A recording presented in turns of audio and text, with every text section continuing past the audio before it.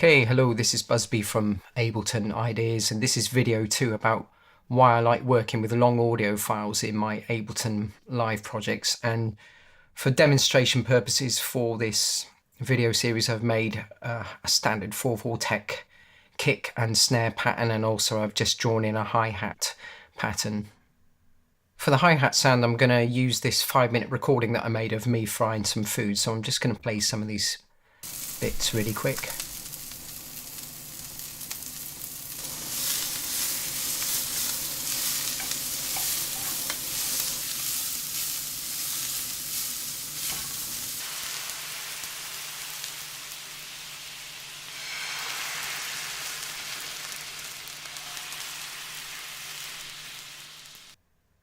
Okay, so what I've done is I've dropped the long sample into a simpler and then grouped it into an instrument rack and duplicated that 4 times, and then distributed the chains equally, and then mapped the chain selector to a macro in the instrument rack.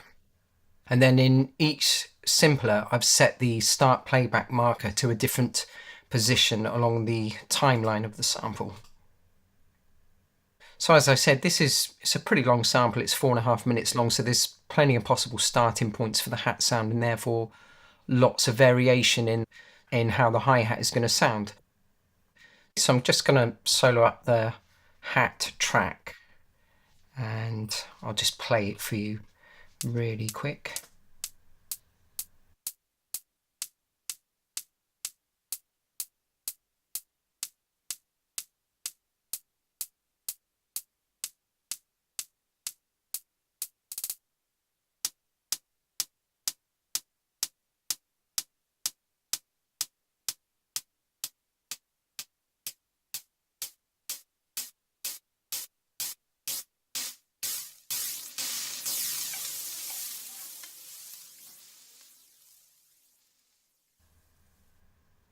Okay, so first of all, there's a lot of natural variation in the sample itself, which means there's a lot of potential variation in the hi-hat sounds.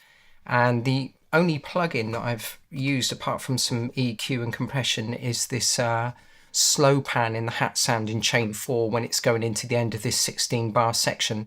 And also as it goes into the end of this 16 bar section, I've opened up the decay, sustain, and the release settings on the simpler so that the playback continues along the length of the sample, and there's a nice lot of movement and texture and variety in the sample. So this makes this nice and interesting going into the break, or into a transition.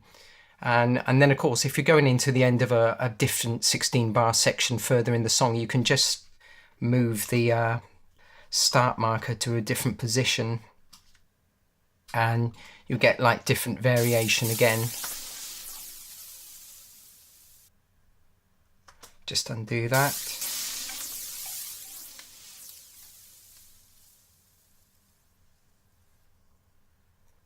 Or of course you could just duplicate the chain again and move the start point. Actually, that would be a better way of doing it.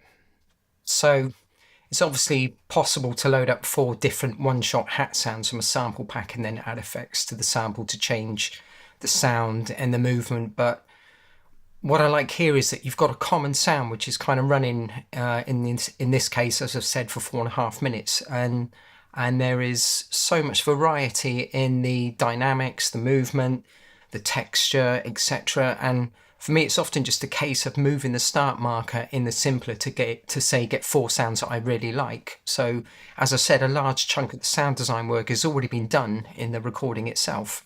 So I'm not saying that you can't add a lot of variety using one-shot samples and things like that. I'm just saying that I prefer to use one long sample than have a pack of 50 one-shot hi-hat sounds. So anyway, I'll just play it all together so you can hear how it sounds. Oops.